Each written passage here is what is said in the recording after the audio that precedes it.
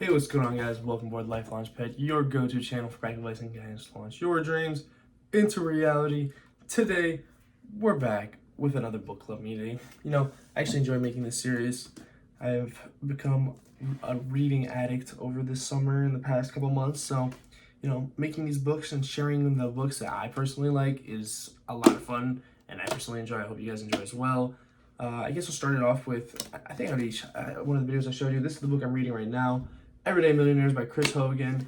The book, little synopsis of the book is, it takes an interview with 10,000 millionaires and it asks them certain questions, they ask for insight on how they became a millionaire, and then they ask, like, can anybody become a millionaire? And pretty much the unanimous decision is yes, anyone can become a millionaire. Really great book.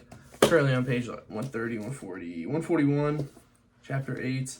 Not too long of a book. I think it's around 220 pages, 240 pages. Yeah, 245 pages.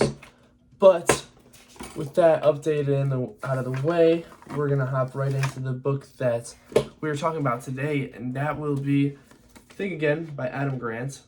And this book is actually incredible. I mean, I love this book. It was great. It was like, this was actually one of the first books I started reading that was like more of in the self-help growth category, and it really was, it was nice. It was definitely caught my attention, and it definitely got me to read more, so I guess it worked, and that's what matters.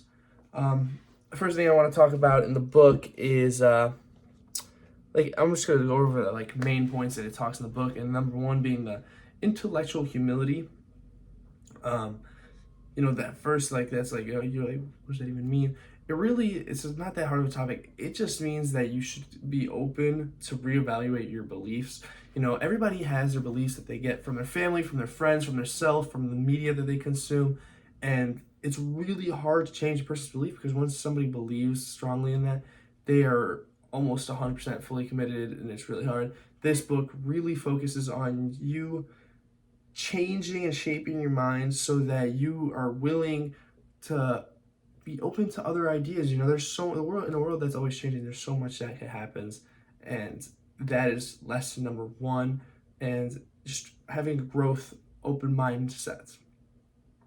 Number two is challenge assumption. This really talks about seeing challenges and considering limitations to your beliefs and things around the world. I mean, there's challenges to anything. Like, if you have a belief, somebody out there's bound to be somebody who disagrees with you and will say that you're wrong, or say that that's such a stupid idea. Why would you even think that? And you just have to be able to assume challenges, be able to realize that your beliefs might be wrong, that you have to challenge them, you have to challenge other people's beliefs, you have to the only way to get the best, and I say that in air quotes because there's no best mind and opinion on everything, is if you challenge it and you see how people and how information responds to those challenges. And that was an incredible lesson. I mean, realistically, a lot of people go around, they see something and they don't challenge it, they automatically believe it. You got to challenge it, you got to do your own research, you got to figure out if that's truly what's happening, if that's what's going on, and that's essential. Number three, I mentioned this in the first point, but it's about having that growth mindset. And Think Again, in the title says Think Again, growth mindset. You have to be able to think again about certain things. You might be very negative oriented towards a certain value or certain belief or certain just anything, and you have to be able to think again about it, and brand new wipe that sheet of paper out, clean slate, think about it, look at it, and give it a new value, challenge it, and really establish, because you get a lot of influence from your parents, and that's without a doubt. There's no doubt about that. Your parents have an important and large influence on what you think and your values, and therefore it's important to think again and challenge it, and to be open to this growth mindset, in a personal and a professional aspect. I mean, in work, you have to be able to adapt to different situations, different positions, different things that are coming to world. If you're in business, business is always changing, the market's changing. If you're in I don't know, technology and science and medicine, there are so many new discoveries. Anything, there's always something that you have to be adapting to. and even in your personal life, you have to be able to grow and like adapt to your relationships, different stuff changing. I mean, there's always stuff that we were always adapting. As the smartest creatures that are on Earth, we always have to adapt and take new information and work with it. But with that, the fourth point that it talks about is the power of unlearning. And when you're learning so much and you have this growth mindset, you have to. It's really hard. You have to. There's so much information that comes in together to play, and it changes what you have learned in the past. You have to unlearn certain things. I mean, certain things you have to be able to put away. Like, you at one point it might have been the right thing and the best choice and this like the right decision, the right like idea, but at a certain point you have to be able to unlearn it and move on with the new information that you've obtained using your growth mindset in this ever changing, always changing world.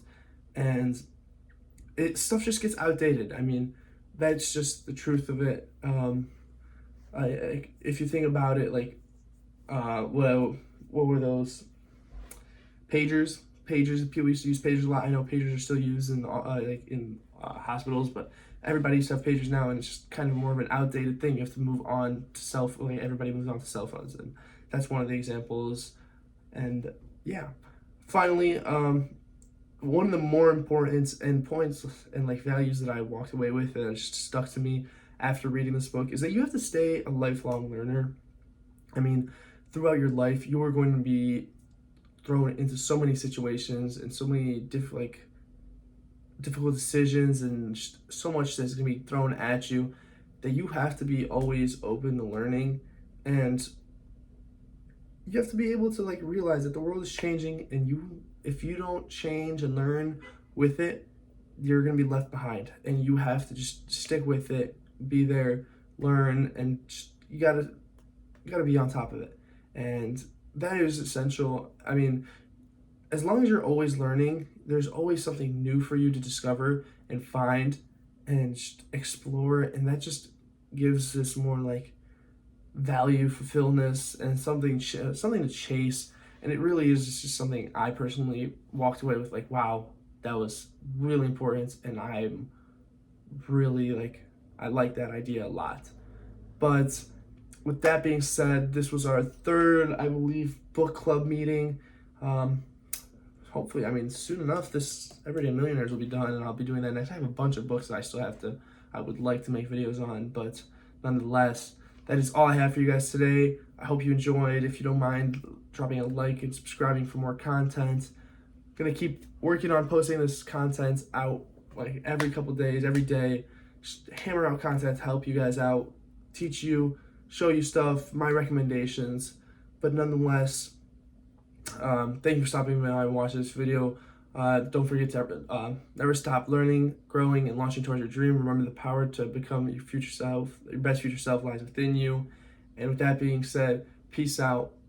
Have a good one.